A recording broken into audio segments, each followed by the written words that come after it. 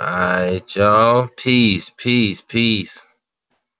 It's your man, Jaguar Old Mac. Also, back again. Aboriginal Power. Halito, Halito, big ups everybody, and we got a special guest. Got a special guest, folks. Know I'm new to the channel, but hey, trying to make major moves, man. Doing big things, man. A major special guest, man. Somebody that's really needed and really appreciated by me. You know what I'm saying? And I feel is very useful and is a big way to help us progress in this information. He's done a lot already. Kurimeo Ahua. Hey, what's up? What's up? Shalom, shalom. That means peace be unto you in Old Hebrew. So yeah, man, it's nice to be here, man. Thanks for inviting me, man. Word, bro. Word. Al- Always a pleasure, brother. You very known around the YouTube. I'm pretty sure anybody that's in this Aborigine community has ran across some of your amazing work, especially your corn videos are tremendous. Recently, you had the Black Panther breakdown.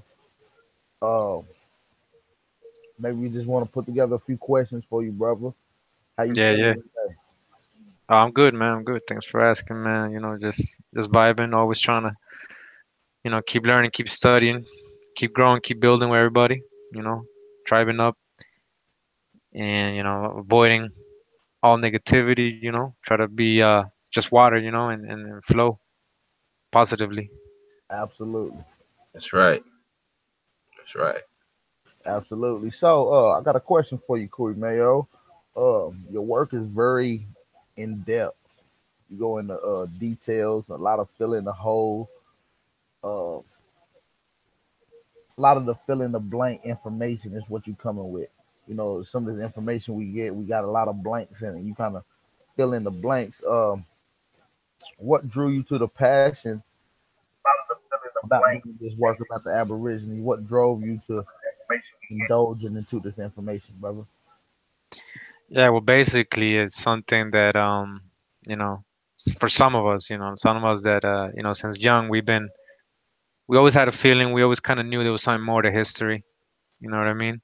And we carry something inside of us that always leads us to the water, man, and does that connection to the source, the foundational truth, man. There's only one, and I've always liked history and stuff, and I always felt connected to the past for some reason, and like certain things in my life happened, and that led me to certain information, certain people, and learned a lot.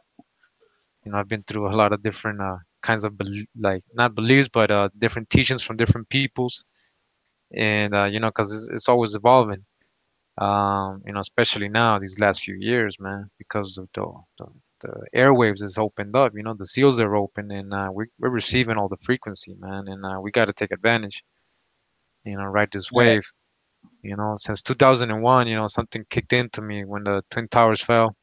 When that happened, kind of woke me up, and since then I've been researching, reading a lot, and it was hard back in the day when there was no YouTube and all this internet and all that, man. We had to just like a lot of the books that are in history now. If you go to the library or you go to like Barnes and Noble or whatever, you go to the history section. A lot of those books were in New Age or fiction 10, 15 years ago, and now it's in the history aisle. So things change. That's the only certain thing, and we have to be able to adapt with this new information and let go of old beliefs and concepts, preconceived doctrine that we've been taught.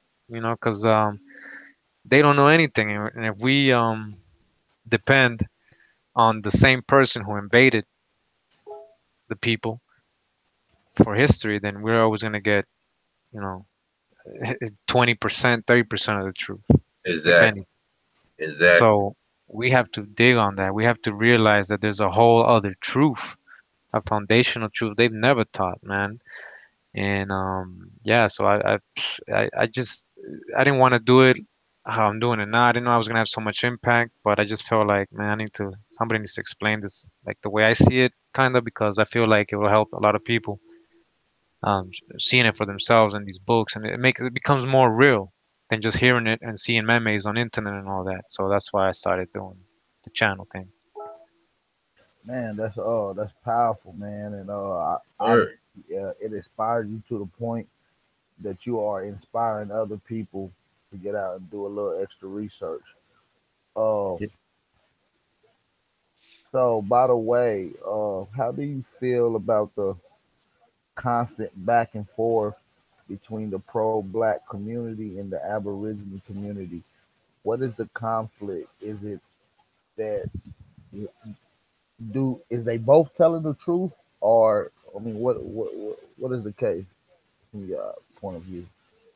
yeah. I mean, I think everybody has their truth, and then some people really believe and really, they take it personal, and then they go really deep with it. When you say something that goes against what they think they know, or they think it's real, or facts. I mean, I understand that, man. I'm the first one who always questions everybody. Right. So the thing is, you can't just question somebody and not go research or try to correlate things. And if you run into something that might not agree with you, you can't just leave it aside. You got to try to connect it to your truth to see where it relates. And I think the bickering and the whole, that's just humans acting like humans. When we start acting like how we should be acting, when we raise our vibrations, we're spiritual people, and we have way more power than what we think as humans. When we stop seeing like that, we're gonna be able to thrive up, and just go past the differences, and really learn, because the information is out there, really. I mean, Right. we can't just hold on to everything that we've been taught without questioning it, because now we got an opportunity. I mean, who knows how long we got this opportunity? They can shut down the internet today, right now, if they wanted to. So I think like it's time to take advantage right now. And a lot of the stuff people ain't gonna like. So I mean, maybe this info's not for everybody. You know what I mean? But for whoever it reaches, and it really reaches them on a deep level, on a spiritual level, on a historic level, on a family level, on an ancestry level, whatever. I hope that they can continue with that, and be able to like make a difference, because as it spreads, right? Like when you drop a rock in the ocean, the ripples, So that's what I'm doing, just dropping rocks here and there, and hopefully that's spreading. Absolutely, brother. What's up? That's it, man. That's what it's about. So, any questions you want to insert, brother? Jaguar. Yeah, man. How long have you you know, all together like, came to the conclusion that, hey, they've been talking about us the whole time, as far as coming from this land, uh what we grew, the type of architectures that we built. I just want you to expound on, how what intrigued you the most to keep going. You know what I'm saying? To stick with it. Well, I mean, in my personal my personal, um what I have to say about that is basically that, well, you know the creator puts you in certain paths, man, and things happen for a reason. I mean, I when I was 5, I moved to Boston. That's where I grew up. And grew up in Dorchester there, whoever knows. And I was always, because I grew up in an all copper colored neighborhood, right? So I was always the light skinned, dude everywhere I went. I mean, that's where I grew up, and I related to my copper colored brothers, Yeah, and that's who showed me love. and that's who helped me grow basically. I mean, not my parents. I had to be in the streets with my people, and Mm. that was the biggest school, and so I related with them. I didn't. There was a connection there that I didn't have with somebody that might be from Africa. You know what I mean? It was different. I mean, it was like these people were from my country. It was like I felt like my neighborhood in Boston and the people I met similar to people I would meet in Costa Rica, my neighborhood and stuff, and the way we act and the way we celebrate and the way we do things, especially with my Cape Verdean people, because I grew up with a lot of Cape Verdeans in Boston, and they're supposed to be West African, Cape Verde. But when you start checking the history and reading up on how they've been there for 5, 6 generations in Boston, there's actually more Cape Verdeans in New England than in the country itself. And then you start realizing, a lot of Native Americans, as soon as the Spanish and Portuguese got here, even way before probably 1492, because they were already coming over here before 1492, they were taking a lot of the Indians to the Cape Verde Islands. That was a Portuguese colony. So, I mean, because they'll tell you in history that island was uninhabited before that when they discovered it. Right, right, So okay, so where did all these people come from, And later on is when they start supposedly bringing the slaves. Way later on, so there was already Indians being brought over there. So my whole point is that I'm definitely um I'm glad I experienced that because then I would have been so close minded. If I would have just stayed in my corner of the world here in Costa Rica all my life, I wouldn't have been able to know, and see things and experience things and see people. I mean, I've been in a lot of states in the states. I've traveled a lot, and it's the same everywhere. So that vibe, that feeling was always with me. And when I ran across, really, I mean, I had all these like crazy ideas in my head that we might actually have already been here. I mean, there's so many aboriginals here in Costa Rica that they'll tell you straight up they have nothing to do with Africa, man. They'll laugh at you.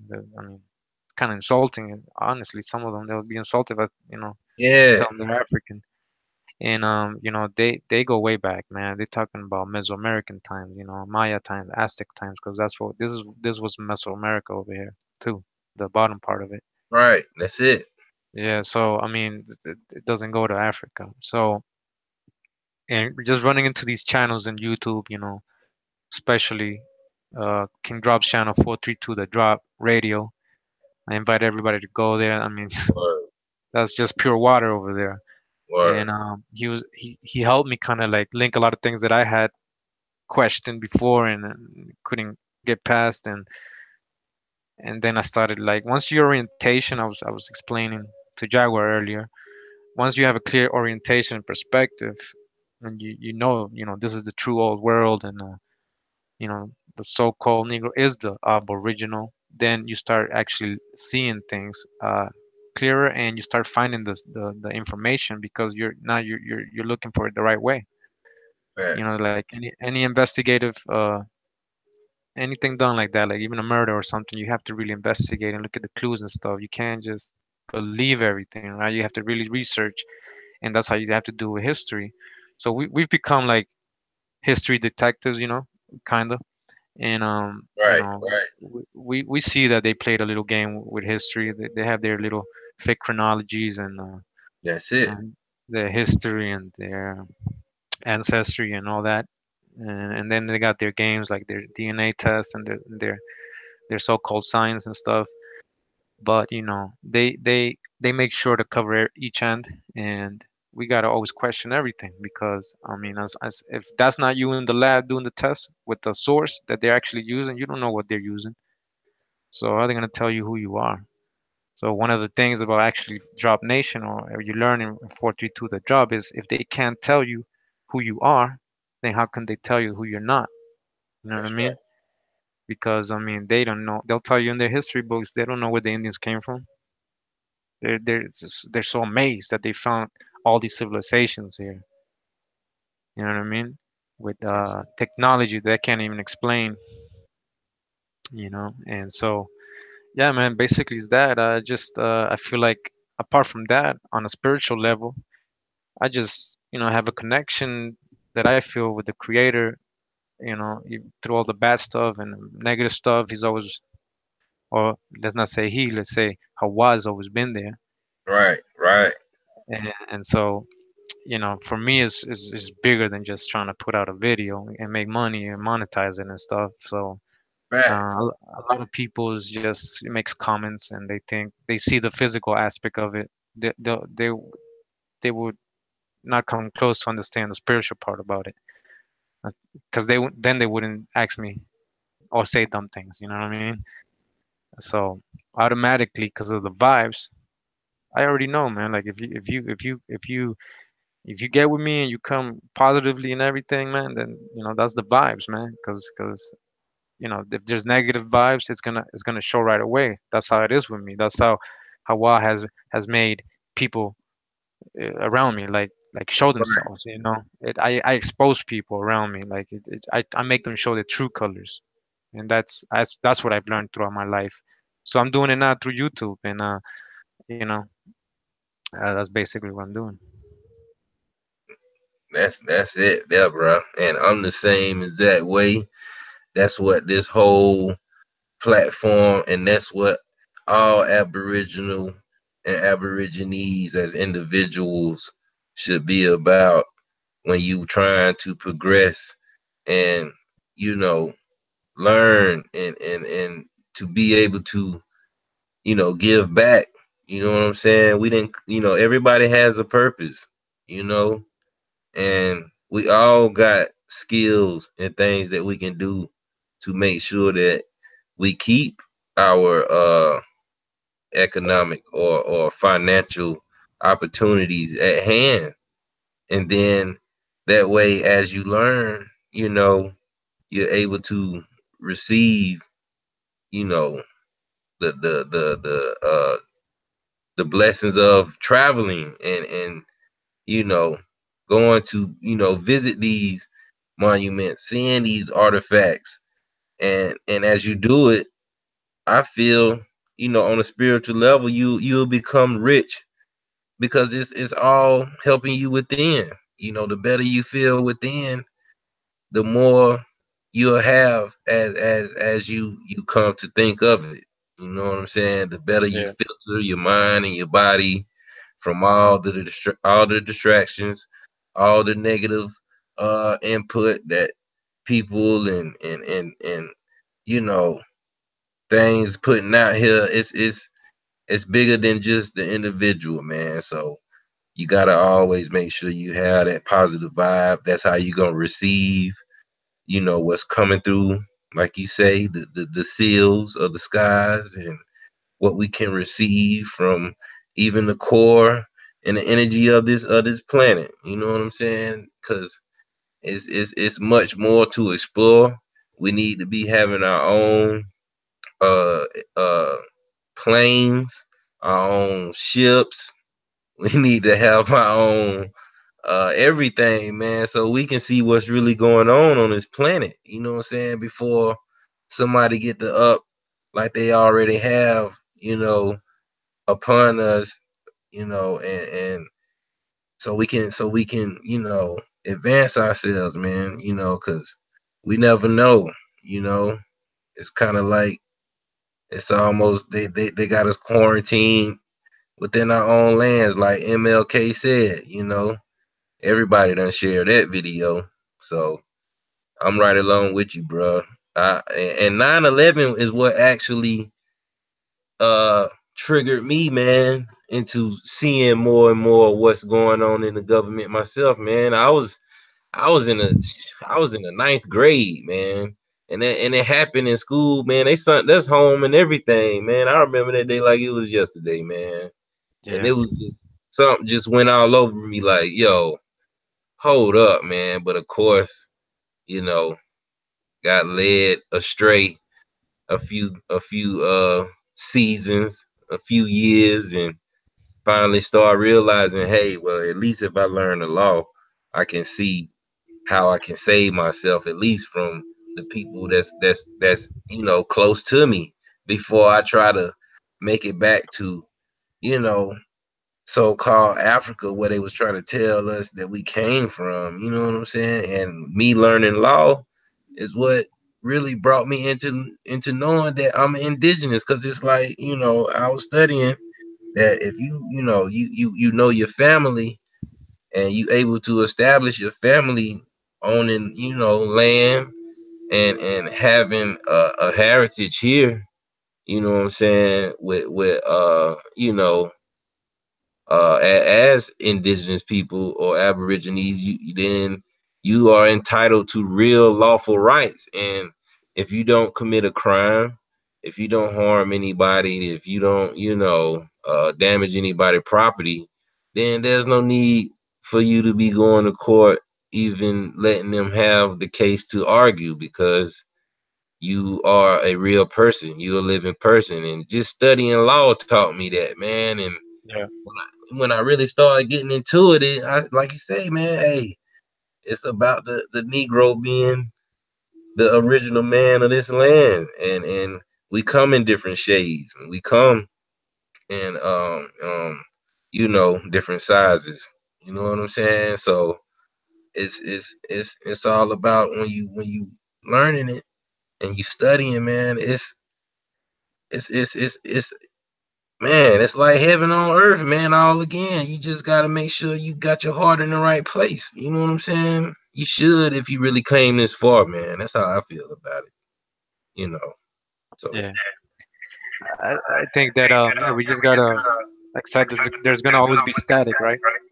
But word. static doesn't always penetrate frequencies. It's only sometimes when we allow it to. So it's always gonna be there static, man. I get comments all day, every day, man. Like apart from the good ones, which are more, I get if here and there a few negative ones, it's all day. And to me, it's like, let me just show you an example. So this is from White God, right? He said, never had written language and never invented the wheel, but yet blacks traveled across the ocean. Okay. So in that video, Columbus and his Negro friends, I show overwhelming. I mean, who doesn't know Moors were in Europe? I mean, this Okay. guy. I mean, so there's different levels of of suppression. There's different levels of oppression, different levels that you got to deal with, and with the hijack and the static. So there's different levels. So I got all kinds of groups coming after me. Everybody's mad. Everybody's taking it personal. And I'm just reading history, and I don't point Yeah, fingers. I'm not even talking about any specific people. I'm just reading, and I'm correlating what I think or what I've seen, and hopefully people can from there continue with that. So I think we just gotta like just stop worrying about the negative stuff and what people talk about and what people say, because then we'd be backtracking, we'd be going down, we'd be coming off our vibes. We're on a different vibration, frequency, man. We're trying to raise our vibes in a positive way, and vibing low is always gonna throw you back. So anger and all that, and frustration and all that, that's kind of like people allow themselves to get possessed, right? And then through them they come try to be static on your positive uh, day, right? that's So they don't right. even know they're being possessed for that. But you got to understand, sometimes they're not even in control of all that. We're dealing with supernatural, right? Wakanda. We're dealing with supernatural. Fact. Always, always. So you got to be able to use that same supernatural against that, in a positive way. Like when we're talking about being positive, vibing That's right. up. And so yeah, we can get started, man. Like, so we were talking about. I was showing you guys this earlier, from the British Museum, All right. an emblem of America, right? So the British Museum has a painting of the emblem of America, and it's a copper-colored so-called Negro woman, right? And it says that she's an allegorical figure. Why are they drawing an allegorical so-called African? Because that's what they're basically. What are they trying to say? This ain't real. It's allegorical. Is it real? Is it not? You know what I mean?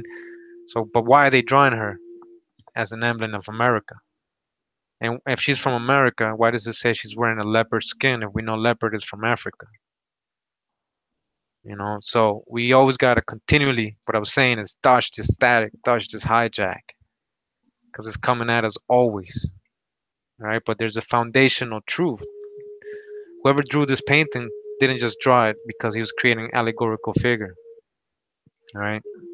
And I bet you the person who painted it would probably roll over his grave if he knew that they were saying his historical painting is an allegorical figure because he knew what he was drawing. Yeah. So like earlier, you had contacted me about trying to break down these books that are in Spanish. Yeah. Yeah.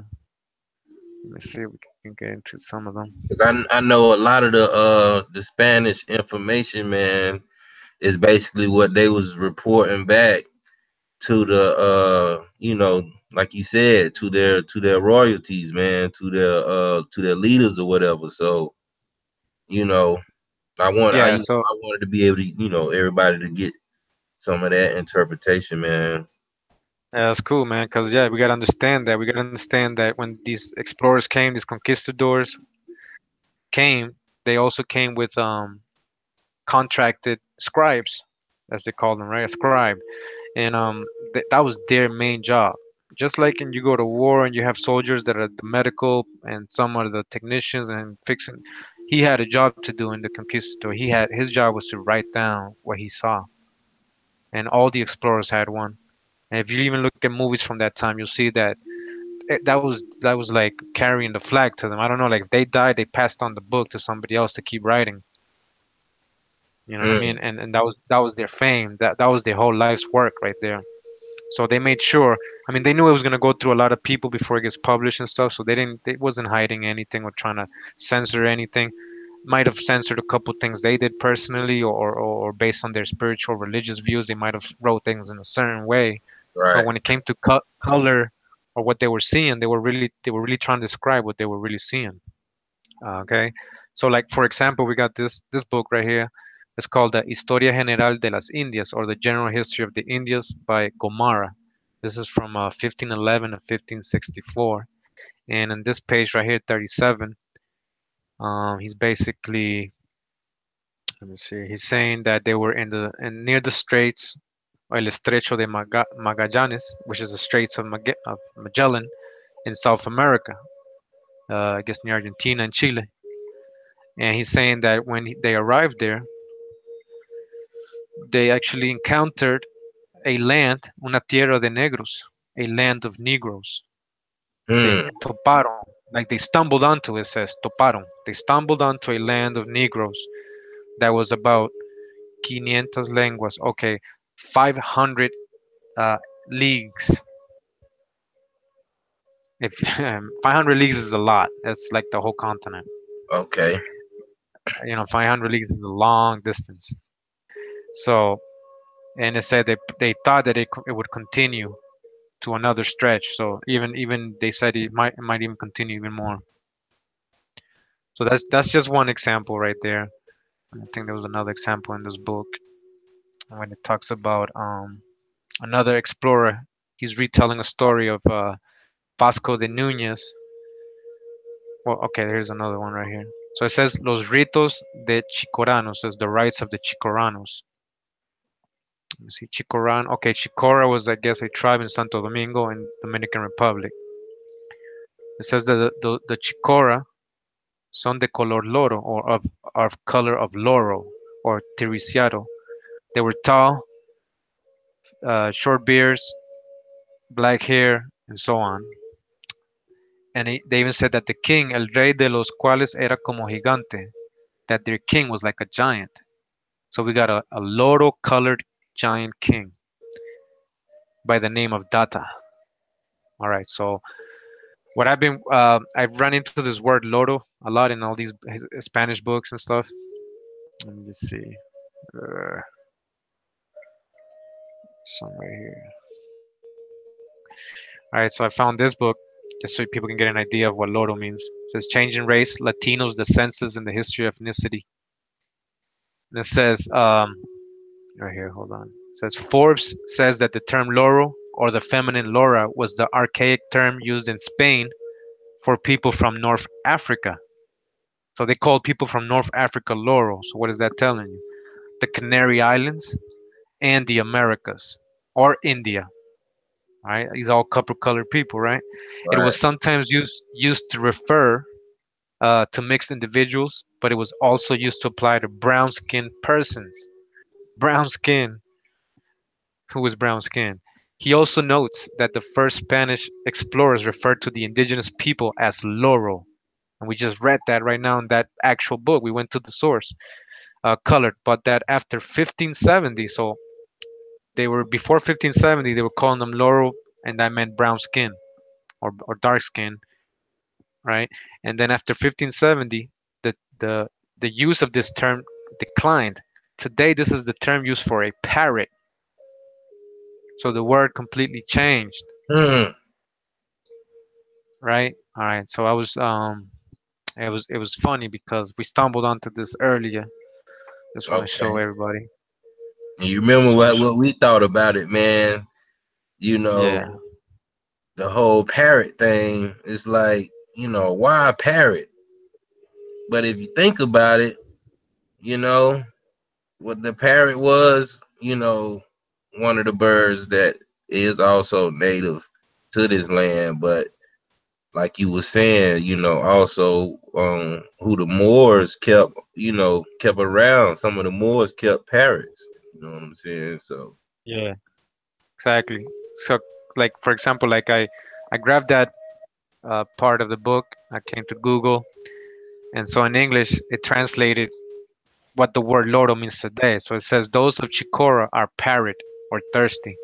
So when we're reading this today, we don't understand what the hell they're saying, man, because they play with words, they change things around. Because if they would have left the original meaning, then we would have known they're talking about dark skin.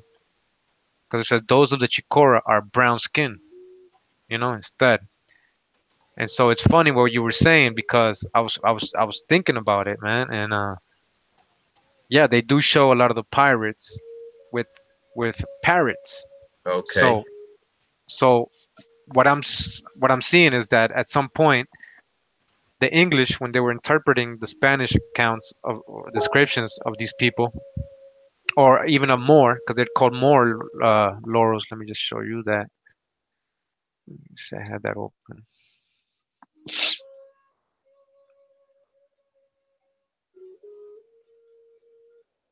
All right, right here it says the Tabios people from Terra Nova being this is from Africans and Native Americans from Jack Forbes. This is a good book too. It says the Tabio people from Terra Nova being often described as sooty or dark colored might well be regarded sometimes as Negroes rather than as Indios.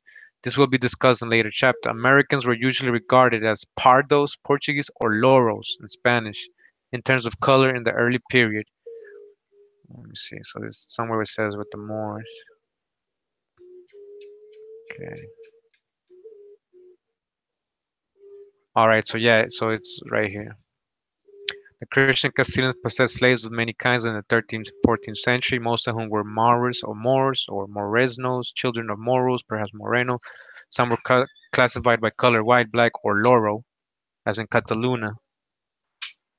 All right, so they use that word basically anybody with brown skin.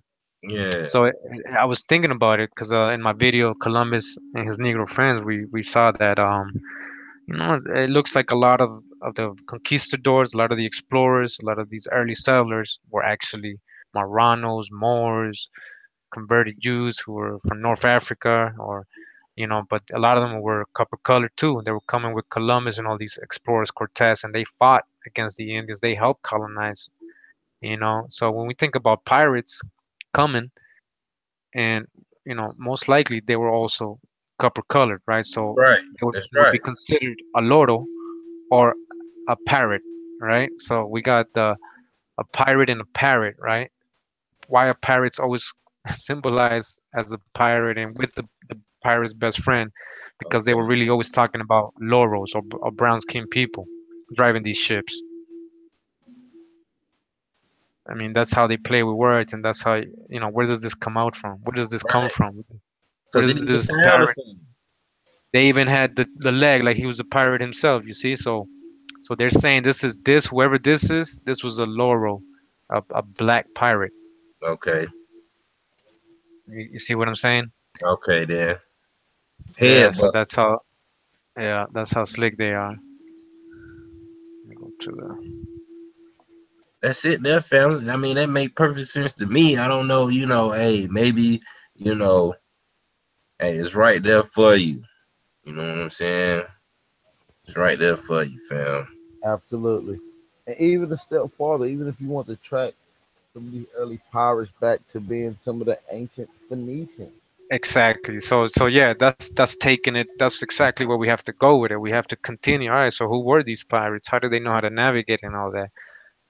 So that's like one of the things I hope that from my videos we people do like continue with it and try to search deeper with it. Right. And that's exactly what probably most likely it is. Because we know the Phoenicians, one of the first peoples to navigate. They were the first pirates, basically, like you're saying, probably going around everywhere. And a lot of the times they say the Phoenicians, they're pointing these historians who study Atlantis and all that, pointing that they were coming out of here, Atlantis or America, Phoenicians, ancient Canaanites who were driven out of America, who Yeah. sailed the world. Let's see. That's powerful, brother. Uh, for a quick second, shout out to everybody out there in the chat that came through and support the brother Jaguar Old Mac platform and supporting the brother Corey Mayo. Like I said, we just gonna keep dishing out the information, and we only want to give the information out that the people want to hear. So we do this for y'all. So we like y'all feedback, Yeah, questions. if any questions, yeah, if anybody got questions and stuff. Anybody got any questions? Anything y'all want to talk about? Put it in the chat. Bless to you all. Yeah, I can't see the chat, so you know, Word, word. Yeah. Peace to the chat. peace to everyone that's listening. Peace to the ones who, come in and view the show later on too, man. We appreciate y'all too. Yeah, exactly.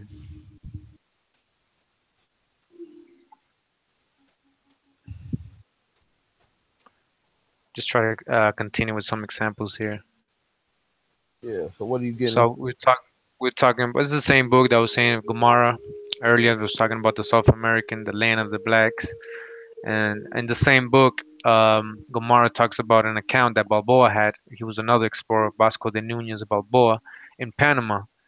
He says that Balboa came in to Cuareca, which was in Panama. He didn't find any bread or gold, it says, because they had taken it before they fought, the Indians, I guess. But he found a group of Negro slaves of the chief, and he asked them, he wanted to know where he got these people of this different, darker color. And they told him that, that the men of that color, they were close from there, cerca de allí. And they had que tenían guerra muy ordinaria, so they had war with them constantly. So these are people that have been there. These weren't Africans. He didn't say, oh, these are foreigners that came on a boat. They're telling the Balboa that these are just another tribe we have war with. You know what I mean? So who was these tribes that the Balboa encountered? Was these the Mongoloids that had some black tribes enslaved, or was it just another, more and more black on black crime, as we call it today? But Right, right. it's Good question. he's definitely telling him that. We got this account here from this dude. He says that let me just read this. It says the history of the original people of California is not mentioned in most American history books. It says the term Indian is used to classify all the people found in Americas when Columbus arrived. Yet Columbus and his men, so Columbus and his men, as well as people like Balboa and Peter Martyr, do mention Ethiopians in parentheses, I mean in quotes, in the Caribbean and Darien region of Panama. So that's the region we just read about Balboa. So, because in his account, when you go to Balboa's actual account of this same event, he says that he found some tribes that were like Ethiopians. He was just saying they were dark skinned people, right? Burnt face. Absolutely. Just a descriptive Yeah, time. Absolutely. yeah, exactly. It was a tag, it became a tag, Right. but now it's a place. But we know that Ethiopia was named Ethiopia with Selassie. That just happened. recent, you know, exactly. in this century or last century. 1960 something. Yeah, exactly. So we gotta. That's why they have it here, and the guy knew to put quotes here, you know, even though he starts relating this back to Africa. You know what I mean? But we always gotta continue to dodge the hijack, always. Dodge the hijack, y'all. We got to be prepared for it. Yeah, it's always gonna come because they always if they find any kind of trace of anybody being copper colored or black in America before Columbus, they're gonna always try to say it was African. Right. All right, just like you know, they've forever been telling us that the Olmecs have to be African because they were black. I mean, that's just their thinking because they don't know anything else. They think everybody came out of Africa. All right, so I guess somebody wrote a book called The History of the African Olmecs. All right, so I what I'd like to do, I mean, I hope anybody who really pushes that is that they show us the sources of where they're getting this information. Like, what Right. do they base that on? What do Right. they base that on? Because the Olmecs never say nothing about coming from Africa. Yeah, we're gonna have to force them to show their work, man. You can't Yeah, let people just sit around all day blabbering a bunch of out of Africa theory with no actual proof to nothing. So yeah, let's force them to show the work and just keep diving into some of these documents. yeah, definitely. That's it, man. So Cause yeah, I got a question from the chat. Uh, Yeah, from the brother Ghost. Is South America Atlantis? there's a I have a map that this guy made in the 1500s. He named basically South America on the map Atlantis. Let me see if I can pull that up. But basically, yeah, you know, it's when Plato describes Atlantis, I mean, you can see that it's most of it is he's talking about South America. Let me see the map. Let me try to get the map for you. There's a drawing of Atlantis. They've drawn uh they've made drawings of Atlantis, right? The island. And when you flip that, it actually looks like South America. mm, So you know how they flipped our maps? right. Yeah, so let me just get that for you.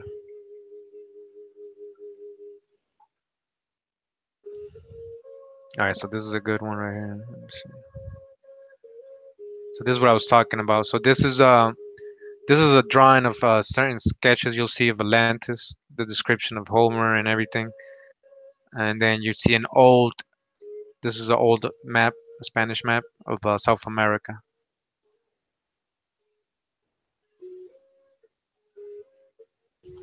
But you gotta understand when Plato describes Atlantis, he's saying that it's bigger than Asia, Libya, and Europe.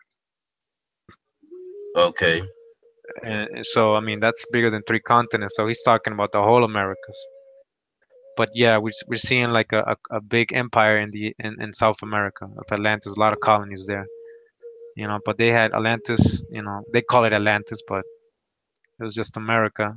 There was colonies in West Africa and all the way up to Italy, and that's probably where we get the Latinos from Italy, the original Aboriginal Latinos. Not talking about the Spanish white tribes that came and invaded, and then they called themselves Latin and started speaking, changed the Yeah. language a little bit and speaking Latin.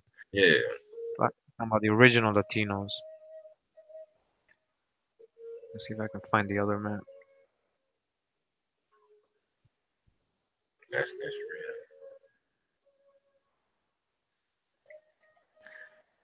So not only Okay. like America was considered Atlantis, but you know, back in the day in the medieval times, you know, they had this notion of the three Indias. Outside of Europe, everywhere else was the three Indias. And in a lot of the maps, in the Roman and Greek maps, old maps, I mean, they would always put America on the far east. So when you got the legends of the mythical lands of the far east, they were always talking about America. And you can see that South America was called India in this map. They put India right on it, and Caspian Sea, the Caribbean. And you can see Florida sticking out. This map, Yeah, you'll see that a lot in a lot of maps. I love looking at the old maps, man, and seeing how they differ and stuff like that, man. This is what's up.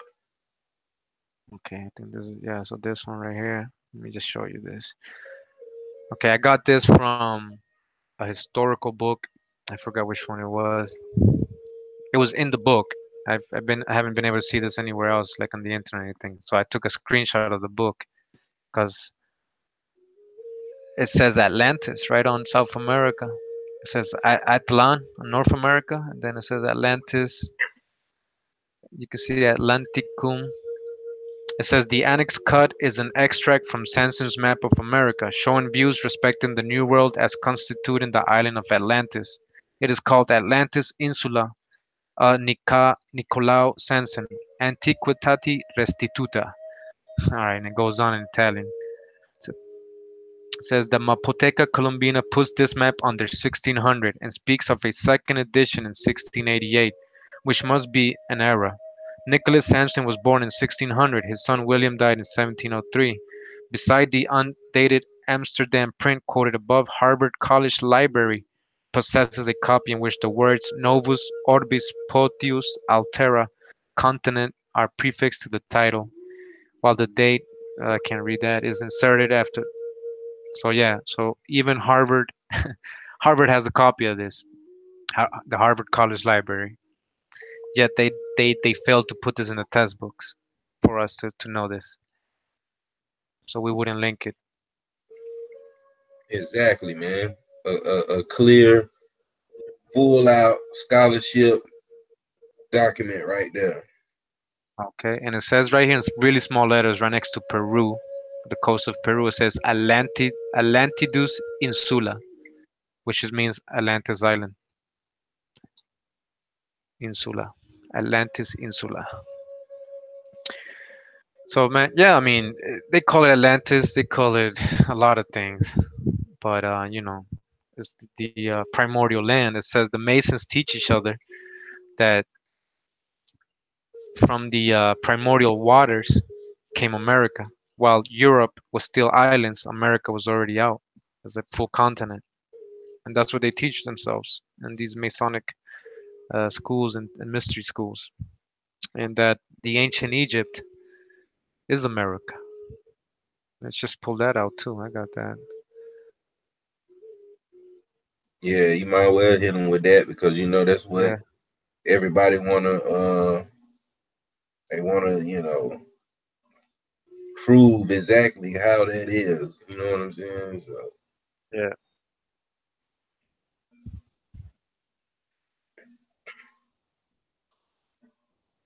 something that'd be good, man. Everybody always asking that, man. How is Egypt really America and all this and that, man? And then people get caught up in the word Egypt, but you got to know it's saying a spiritual land that represented, heaven or whatever, or a form of reciprocity, man.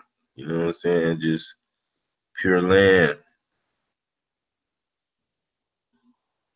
yeah. Let's read this one. This one says it's from the fourth annual report of the Bureau of Ethnology, Secretary of the Smithsonian Institute, 1882, Washington Government Printing Office. All right.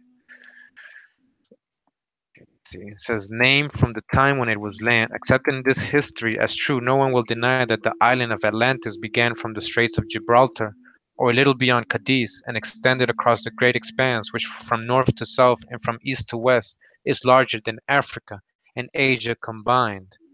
The islands mentioned by Plato as visited by traders are surely Hispaniola, Puerto Rico, Cuba, Jamaica, and others in that region, and the mainland facing them is what we know today as the Tierra Firme, and all its provinces, starting from the Magellan Strait and running north to the land of Peru, the province of Popoyan, Castilla de Oro, Veragua, Nicaragua, Guatemala, New Spain, the seven cities, and that's that mythical seven cities I was speaking of earlier, the Cibola, the seven cities, just like the Aztecs and the Maya and the Quiche. They say they came from the seven caves, and that's all up there in North America and Utah, from Utah to down to New Mexico.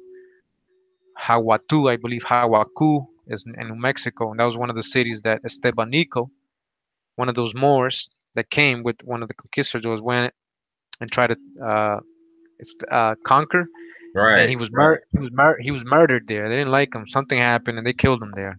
But I think Mendoza or Cortez, somebody sent him ahead. So he obviously they sent him ahead because he was the Moor, and these people were being used. If you saw my video, Columbus and his Negro friends as interpreters. They spoke Hebrew and all these ancient languages.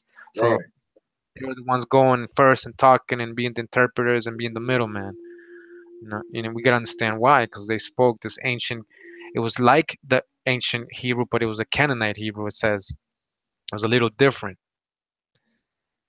So I mean, this I'm reading this from a book they have in the Smithsonian Institute, which was published in the fourth annual report of the Bureau of Ethnology. All right, this is not a conspiracy book.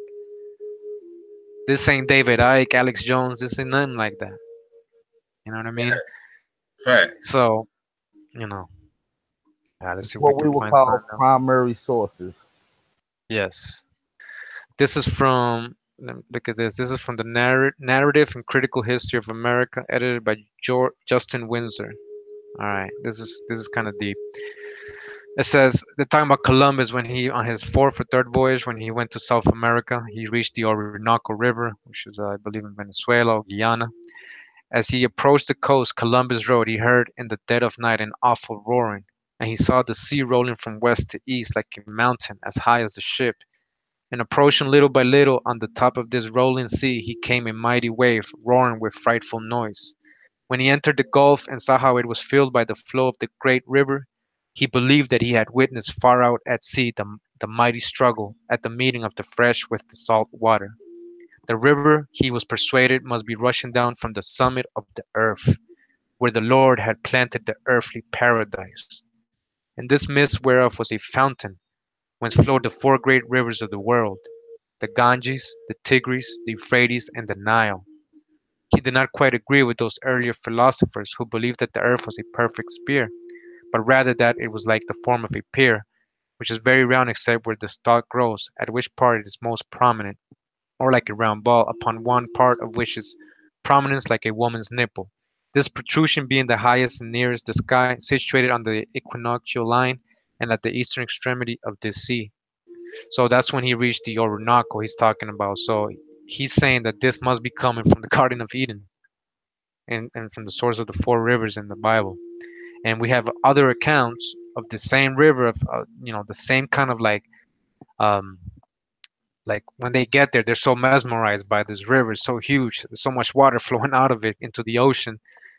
And I don't know if it was Cortez or Pizarro. He described that the river was coming from a mountain of crystal, a crystal mountain. And if you know this, of the story of the source of the Orinoco, the Roraima, Mount Roraima, it's a mythical place. It's a flat. It looks like the stump of a tree, a huge tree. And even the native legends there tell that that was. They believe it was. They say they don't believe. They know. They say it was. It used to be a large tree that was cut down and caused the great flood when it was falling. So this is the same Mount Roraima. If you guys Okay, Google it, man. let's just show everybody. Word, because that's one thing that um is brought up a lot also, and like you say, just might as well get to it and keep powering everybody up, man. It's time, man. And that which one? It's another one's too, man. Was it the Devil's Tower or something like that? Something. But Yeah. this one right here is like the biggest one I've seen, man. The one you showing right now. This like that's it's like one of the biggest ones I've seen, man. But go ahead, bro. So we got the source of the Orinoco, the Amazon, and everything coming out of these stumps. There's like a couple of them here in the same region, and it's like a prehistoric world up there in the top. They say, even like when the explorers first got there, they were amazed because it's like different vegetation and everything. It's like so, yeah. I mean, this is. when Pizarro and them got there, they say it was a crystal mountain, and they were so amazed by it. Right. We just got to dig into these legends and these, who was living there in those times. When we start understanding where the Arawaks and the Caribs come out of, they come out of this region. You know what I mean? All right, let's Facts. see.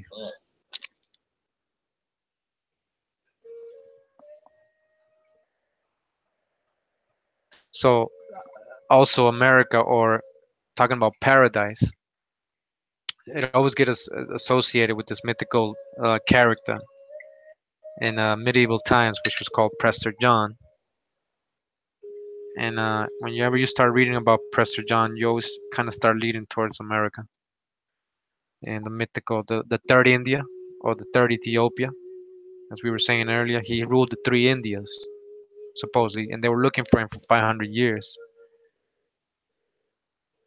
Hmm. Yes. So he was the same as basically what we've been, I'm just gonna say it because we have a lot of hours behind it. I mean, not me. Just check King Drop. It was like 70 hours of this, man. And if you guys Yeah. really want to dig on it, yeah. But basically, is the legendary King David. Okay. I mean, Okay. we didn't, he wasn't called King David, but Right. he had a tribal name. But yeah, it's the same kind of. This is the same dynasty, And also and reference to being John the Baptist, also, right? yeah, that whole yep, John Presbyter John, Presbyter John, which was basically priest John or priest king or Khan. So John, the John, they get it from Wan, which was on Kang or Wang or Khan, which was from the Mongolian, that whole area over there, of that part of the world, because it relates. There's a whole story behind it, and you guys should definitely dig on it. So I'm just kind of skimming through it. Yeah, I'm definitely gonna dig more on that. Yeah, I like the Prester John. That's Yeah, why I broke down a few things where they described him when he left from America, headed over there to what we call the Middle East. They described him as Ethiopian, yep, which, uh, exactly. which is a known descriptive term over there. Yeah, Emperor of the Ethiopians or the Abyssinians, they call him, because basically that means Emperor of the Dark People or King of the Dark People, the chiefs, who lived in the farthest India. They never found them. They searched for him for 500 years. So yeah, I mentioned it in the Wakanda video how he's known to have fountains of youth or springs that bring you back to youth.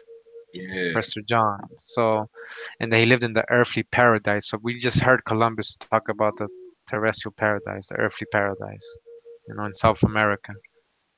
This is also in this other book right here. It's interesting. It says the captive in Patagonia. Patagonia is down in South America, the tip of it, and there's a lot of legends there about giants. It's true. It's true, man. There was a lot of giants there. It says Captive in Patagonia or Life Among the Giants, a personal narrative by Benjamin Franklin Bourne. All right, so this is a real book too. Things from the 1500s, and it says that taking our guns, a bag of bread, and some tobacco, four of us started for the shore. As we approached the beach, a crowd of black-looking giants came to the water's edge to gaze at us. We did not particularly fancy their looks, and lay on our oars for a considerable length of time, a recollection of many ugly stories current about the Patagonians. Their barbarous and cruel character did not greatly fortify our confidence or make us especially anxious for a personal acquaintance with them. We accordingly lay off in our boat and hailing them in Spanish, asked them if they, let's see what it says, if they had eggs, fowls, and beef. So they were hungry. They were scared of them, but they wanted food. In other words, they give you the same opinion of what they of when you see a normal so-called big black person come in the room or athletic football player. The typical Same. stereotype. You see what I'm saying? Yeah, black looking giant, definitely. Same thing. Like a fucking football player. You know what I'm saying? Walking up on you like, what the hell is these people doing on our land? Imagine. Like, Like, yo, look at these short dudes. All right, man. Yeah, I have some screenshots here a lot. Okay, here we go. So this is from a book. It's called The Ancient Teachings of Masonry or Masonic Teachings, and it's something they actually quote a lot, and they use in their lodges when they're moving up degrees and stuff. This is a book they kind of pass around, and it says that we're not indebted either to ancient Egypt for either religion or masonry, but to America. It is a fact that at Memphis, Egypt, in the pyramids, under the guidance of the kings, the mystic rites of masonry were worked many thousands of years ago. But at that time, Egypt and the continent of America were one and the same. In America, rediscovered in the 15th century and repopulated in the 17th, was recovered Egypt and the promised land, or the land of the constellation of the eagle. All right. So you can see that he says, in Memphis, Egypt, but then he's telling you it was in America. So what Memphis are we talking about? The one in Tennessee. You Exactly. know it right on the now, you know? Hey, head buster again. Here we go. Yeah. Let me just read a little bit more of this book. It's good. It says, and secondly, with the consequent wrecking of the continent of America, when the globe became involved in the consequences of the disorder of the skies, America, known to the mystic as Atlantis, here we go again from a different source, when this ruin befell, was the seat of the greatest empire that had ever existed, and its irresistible armies were terrorizing all Europe and Asia. So we were terrorizing all Europe and Asia, Mm. you know. Study of the American constellation Scorpio, Sagittarius, and Capricornus reveals the immemorial antiquity of the name America and the significance of the arms of the United States. All right, and it says the fact once recognized that it is impossible to separate the eagle from America, the land shadow with wings of Isaiah. All right, so they're relating that part of the Bible where Isaiah speaks of the land shadow with wings. That's America. Basically, he was talking about America. Hmm. And it says America, or in parentheses Atlantis, the same place. And as the curtain which has hitherto concealed the prehistoric connection between the peoples of ancient Egypt and of America is lifted, it will be seen that the people of the eagle on the Nile, being descended from the original people of the eagle on this continent, the twain are one, and that prehistoric America was the original Egypt or Eagle Land, prior to Hmm. the mighty.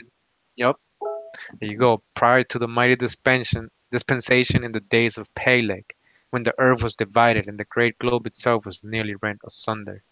So Peleg is Eber's son in the Bible, in the Old Testament. Eber or Hebrew, where we get the word Hebrew, Eber, to cross over, those who separated.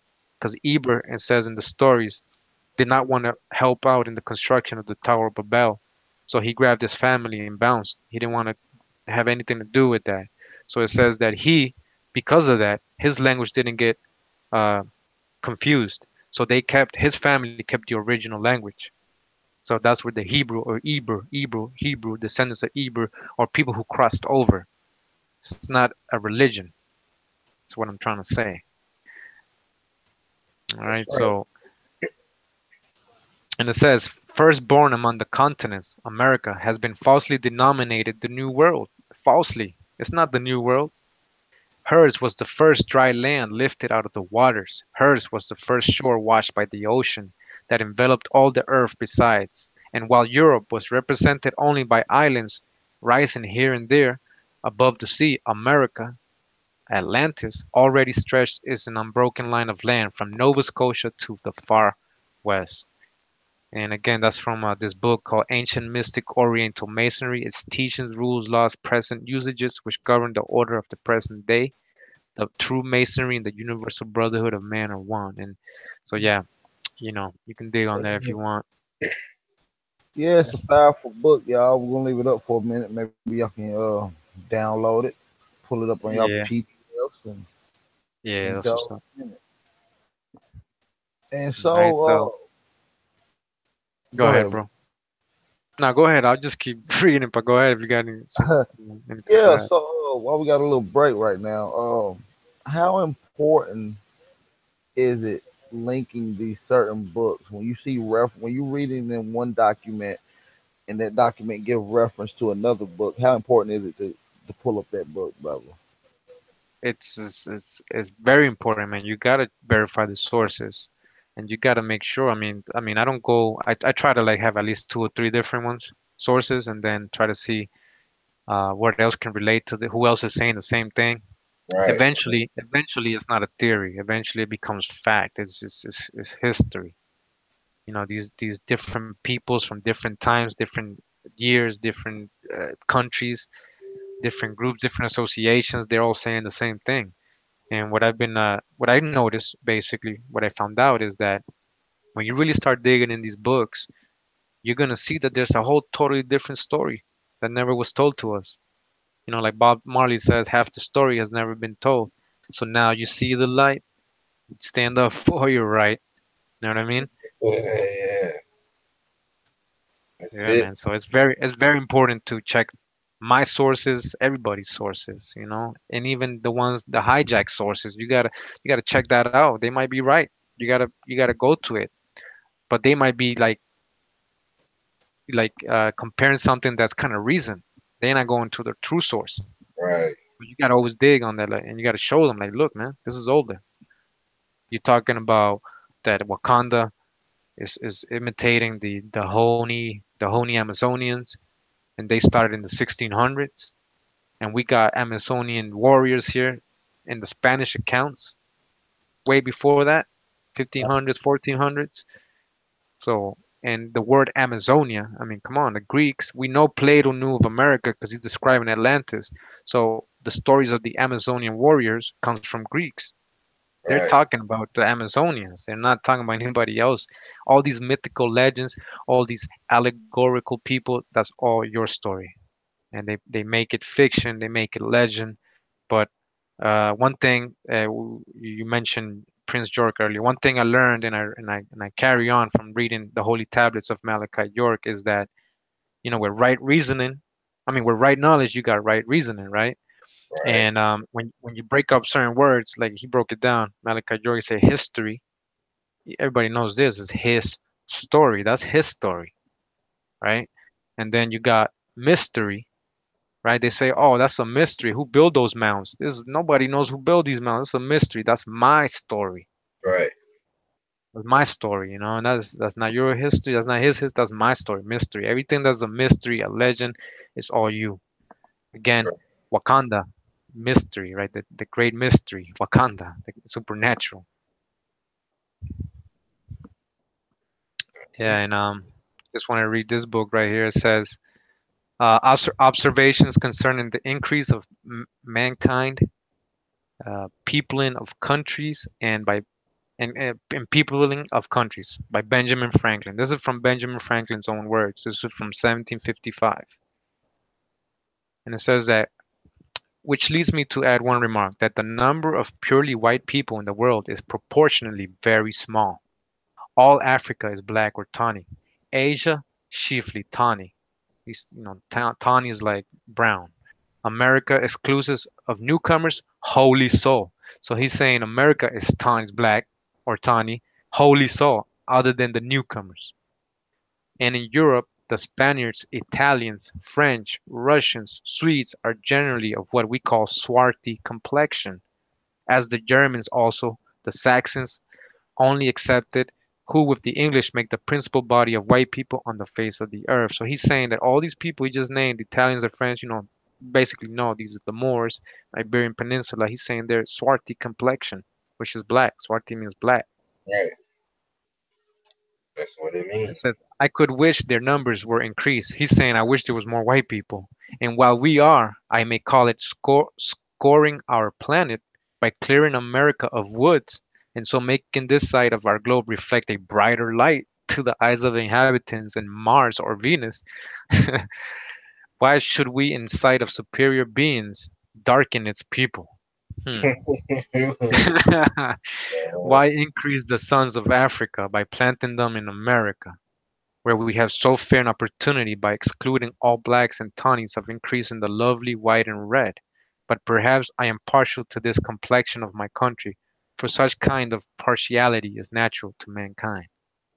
All right, so he's basically saying, don't bring any more black people over here. What are you Right. doing, man? We're a minority. There's already a bunch of them over here. You know? Which is the same shit that everybody else is saying now. That's the reason we in the position that we in now. It's the same shit going on. Y'all got to peep the hijack. Exactly. Exactly.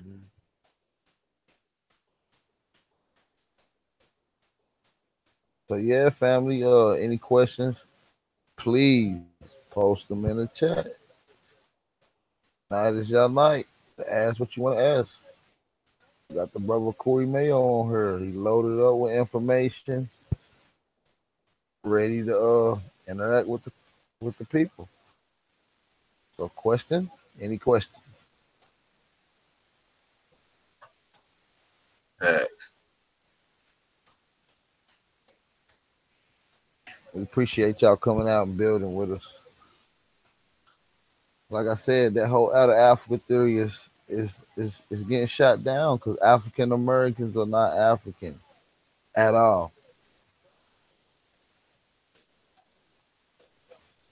Yeah, Facts. straight up. Let me see what else I had up here. Yeah, so we talked about Balboa, I guess. It says that there are, it says Indians in the Americas, the untold story. There are definite and distinct differences in size and facial features between the inhabitants of the Americas. Differences are also apparent in their culture and languages. It is plausible that the early inhabitants arrived in America at different stages and came from many different places. This would account for many diverse tribes and cultures whose bones and artifacts have been discovered in America. So they found bones here, right? We know, right, that the oldest bones, they did the test on them and they resemble. They're not saying they are. They said they resemble more Australoid people, Malaysian, Polynesians, and Africans than the Mongoloids that we have today in the reservations, right? So that's from the oldest bones in America. So it's telling you right here that different peoples they have found it, but obviously they're going to say they came from somewhere else, because Right. again, if they find anything that has to do with copper colored, black or Negro before Columbus, they're going to definitely say it's African. That's the whole game. It's like that's almost the oath or something. Yes. Yeah, that is the oath to keep us asleep and to keep us from getting our coming to our self knowledge and grabbing a hold of our land again. Because right now, they leasing it out to foreigners. Other foreigners are leasing it out to other foreigners, and that's just what Yeah, we definitely. and that's what we dealing with right now. So yeah, I'm gonna let you resume into some of these documents. Yeah, so when it comes to religions and history and mythology and all that, you're gonna start seeing that, well, if you do the research, it starts leading to Aboriginal Native American traditions and culture and stories and stuff. And a lot of these Aztec codices, you can see a lot of information, a lot of things that you wouldn't even thought of existed, or that they drew, or like this representation of Quetzalcoatl with the cross on his back or neck. It looks like he has a cross, like he's carrying a cross, right? And we can see the copper colored. You can see all the different complexions actually here. You know, so it wasn't just how they teach us mongoloid looking people. Let me show you a better one.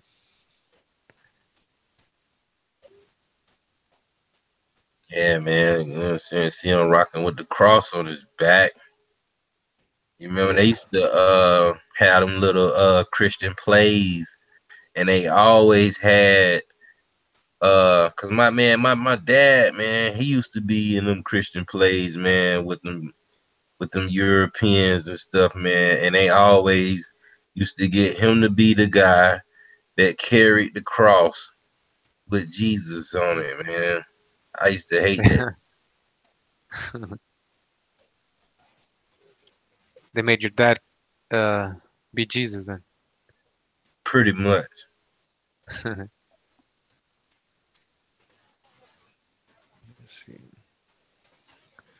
I had a book up. Hold on, because we get into like I really there's only one truth, right? And so like what I'm trying to say is, all this science, religion, mythology, it all comes out of one truth. I mean, eventually it was separated and put into different departments and all that, and taught differently, like separately, But see if I can find this book.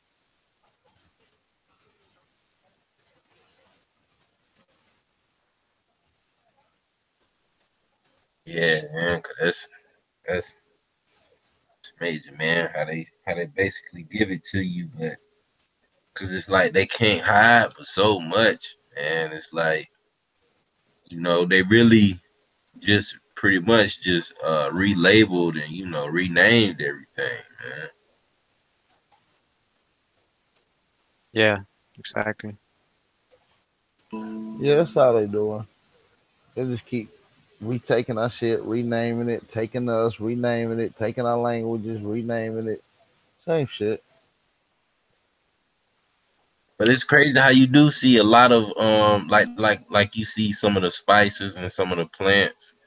They kept those names. You know what I'm saying, of our plants and spices, and some of the animals and stuff like that. But when it came to us, it was like, oh no. As far as the British and English anyway, but we see that the Spanish telling you that, hey, it's copper colored people, baby. Aboriginals already here. Straight up. Yeah, you're right. Yeah, definitely. And a lot of us, what I've noticed is a lot of us accept, you know, the whole Aboriginal thing, but then when it comes to actually understanding who they say they were and what kind of traditions and languages they spoke, they're not capturing it, or they're kind of trying to leave it aside. Crazy. For example, I just want to show this. This is from a book, The History of the Indias in New Spain, and the solid or the Tierra Firme, or the firm land, by Father Diego Duran, who's actually another famous historian that they quote a lot and they use as source in many of books when they're talking about the voyages over here and stuff. And I'm just gonna grab this part right here. Let me bring it to Google Translate so you can see, because I want you guys to like see.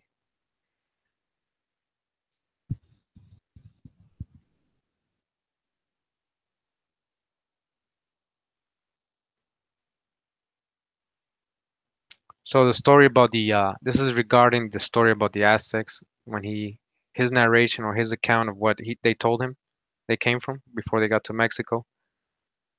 So it says in the year 1193, so 1193, after the birth of our Redeemer, blah blah blah, y Jesus, the nation and congregation came to this earth Mexicana, which people left like other nations of which the whole earth was already populated. Of the caves, and I was talking about the caves earlier, they came from 7 caves, they said, that in number were 7, and of a land where they were inhabited, they called Aslan. If you've seen my Hebrew color videos on part 2, I clearly show you where Aslan was. Even in the maps in North America, they have Aslan right on Utah, and it will tell you this is the ancient home of the Aztecs in many maps of North America. And Aslan and Utah, Yuda, linking up with the Uto Aztecan language. So it all mixes, they speak Uto Aztecan in Utah. So it says that they were the people of the whiteness, or pure people, not that they were white, you know. Right. They also called them by another name. It says here Mexitin, which means Mexicans, because of the priest lord that guided them, who was called Meshi. So in their legend, foundational legend of Teotihuacan, and the capital of Mexico and stuff, they say that before they got there, they had this priest lord, this lord or priest king, basically, who was named Meshi, lead them to their promised land. And if we look at other accounts, like the Quiche's accounts and the Caciquels or the annals of the Caciquels or anything like that, we see that they have similar story of them being guided by Balam Kitse. Balam is just jaguar. Kitse sounds like Katsin or Katsike, Kitse, the chief.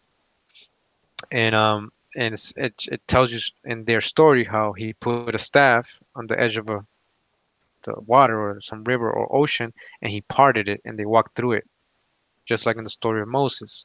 So Mm, we got this story right here of the Aztecs coming and founding their capital in Mexico, and they were actually led there by Meshi. How do you say Moses in Hebrew? Like Moshe, Okay. Meshi, Yeah, Meshika, Meshach. Basically, is what Moses means. Meshach, a deliverer, a Messiah, but it really means deliverer. He right. delivered them to the promised land there. So what I'm trying to make people understand, and oh, I don't want to go into religion. People think when I start talking about this stuff, I'm talking about religion, but they're not understanding that they hijack that foundational your foundational legends and stories, and they created religions. They Right. created tags like Hebrews, or they created like names like Joshua and King David and all that. But it's really, if it's anything we're talking about ancient, anything ancient, we're talking about Atlantis, right? We're talking about Americas, the primordial land, that earthly paradise. Right. So it all connects, really. You can't separate all this. And like the Mason book said, science, masonry, everything started here. that's a fact. So it's all one, you So know. yeah, wake up, family. People can say it's, Kemet science and all that, but you gotta really study the etymology of Kemet. What does it mean? It means black soil. That's right. We have black soil in America too. We got red soil, black soil. We got all kinds of soil. I got black soil in my backyard right now. You know, and we know where most of the foods that people eat in the world originated from. You know, we know that millions of people enjoy the cassava and the potatoes and the plantains, you know, and the corn especially. And all that is from here. And if we really get down into understanding what creates a civilization, we would know that it started with agriculture, That's right. and we can trace the growth or the domestication of corn 10,000 years. Mm, That's as far as they let us know. Probably goes back even more. But Right. come on, and if you gotta understand corn. So I mean, I invite everybody to watch my corn videos if they haven't. But yeah, if please you go follow subscribe. corn, yeah, if you follow it, I mean, it'll lead you here. You'll see. You basically feed the world, man. And we started civilization through agriculture, you know. And like Caral Supe, those pyramids in Peru, they prove it. They found fossilized corn there, 5,000-year-old fossilized corn, and the pyramids there are the oldest. And so, yes, you gotta put two and two together. If you go some of these sites, like there's one called Fortaleza. Let me show you. There's crops still being grown right next to it. That's Amazing. powerful. These fertile lands. Oh, see, they don't show it. So you saying that Give the me some. agriculture goes back 10,000 years ago that they can prove, Yeah, the domestication of corn goes back 10,000 years. and before they did domesticated on large scales is what we're talking about. How long was that science around before they implemented? Exactly. Exactly. They had to have, this takes time to build pyramids, to, domesticate a That's plant. right. So, so, I mean, just okay, so you gotta understand though about corn. There's one thing about corn.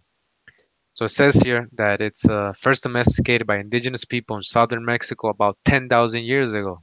Okay? So corn doesn't grow in the wild alone.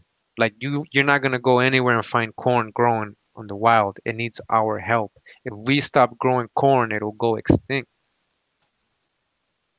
So that tells you that it's a man, like humans, or we're we made it happen. Somehow some knowledge came to us, and at some point only a certain people had this knowledge or this food, right? This corn, this science, because it was native to America.